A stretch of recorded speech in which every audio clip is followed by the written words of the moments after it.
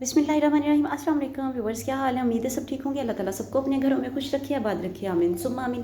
तो व्यूवर्स, आज हम आप लोगों के लिए लेकर आए हैं मुंह की बदबू ख़त्म करने का टोटका।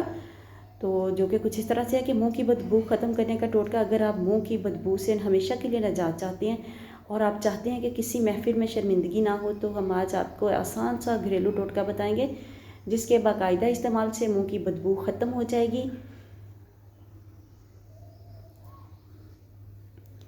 आपने करना क्या है, आपने नीम के 12 पत्ते लेने हैं और इन पत्तों को पानी में डालकर अच्छी तरह से उबाल लेना है और नीम गर्म पानी करके रोज़ाना कुछ दिन तक सुबह शाम गरारे करें।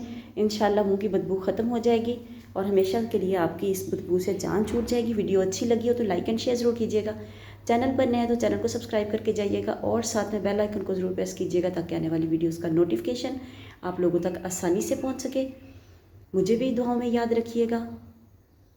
मिलते हैं किसी नेक्स्ट वीडियो में, तब तक के लिए अल्लाह हाफिज़।